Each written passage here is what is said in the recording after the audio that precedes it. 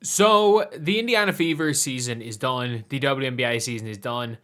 I think there's going to be I think there is going to be a season next year. If we're being honest, I think that neither party are dumb enough to, as a whole, to not to go through a lockout. Even though I do think that we will see a scenario where I think we'll see a scenario where the players probably get a lot more money than they're talking about right now. And you're talking about the Supermax right now. And I do think that it'll be over a mil. I think Supermax will be over a mil. That's my prediction. The 300k vet minimum with Supermax being well over $1 million. And I think that it'll be something. And I also think it'll be a short-term CBA. They can renegotiate in 2 or 3 years. But yeah. Anyway, it is one thing to talk about that, and it's another thing to talk about who is the perfect free agent for the Indiana Fever. And right now, that player is Azura. That player absolutely is Azura Stevens. It is genuinely tough to find power forwards in the WNBA.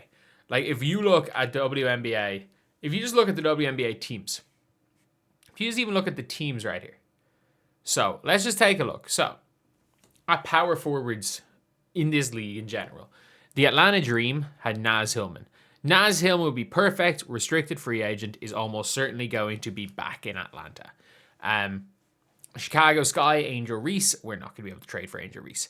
Connecticut Sun, you've got... We play like Aaliyah Edwards, Anissa Morrow. Indiana Fever, Natasha Howard. New York Liberty, Stewie. We're not getting Stewie. The Mystics, Kiki. We're not getting Kiki. Albeit Emily Engstler is a player I would definitely look at, and the Mystics off the bench. Phoenix Mercury, Alyssa Thomas doesn't. Alyssa Thomas would be good. Seattle Storm, NECA, no chance. Minnesota Lynx, Alana Smith / obviously Fee, no chance. But Alana Smith is an interesting one as well.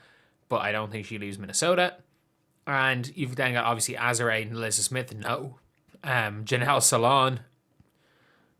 Again, don't really want Janelle Salon for paying a supermax to a player. And then the Dallas Wings is like Mish Hines Allen. We're not paying a max to her. But Azura Stevens for me is somebody that really could. She really, really could be that perfect starting power forward. So if you look this season, like she played all 44 games. She had averaged 12.8 points per game. And it wasn't even just what she did. It was like she shot the 3 ball at a 38% clip. She gives you spacing. She allows Aaliyah to work inside out. Because she can play out when Aaliyah wants to play in. She can play in when Aaliyah wants to play out. Like, at the end of the day, that's one of the big things when it comes to finding that power forward is they need to be able to work with Aaliyah Boston. They need to be able to work with Caitlin Clark. And it needs to be a situation where when things aren't going well, they can't just go and say, okay, yeah, we'll just bench Howard for for an entire second half. Like, for me, it's a real tough one because that stretch four or that passing four, for me, that elite passing power forward that would like really fit beside Leah Boston.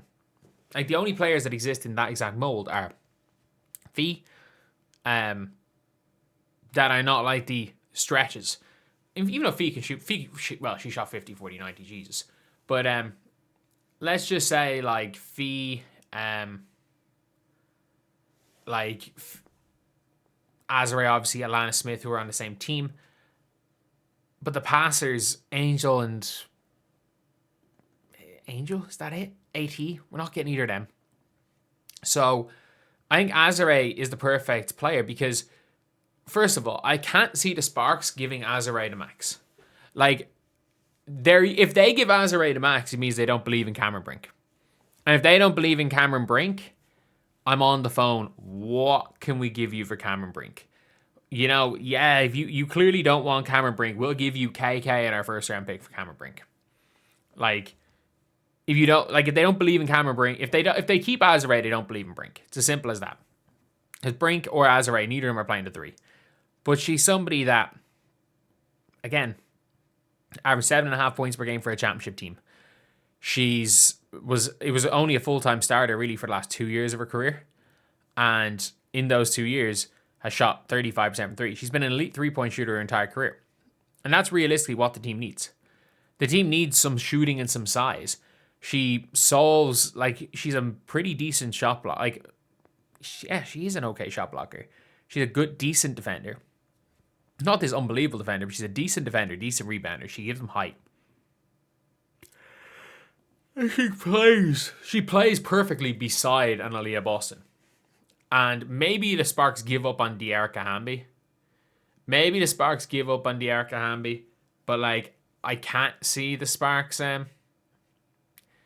even if they're going to give up on Hamby, I can't see the Fever going for Hamby. But I think the Sparks are more likely to give up on Azura, because they're going to have to give up on one of them because Cam Brink is there.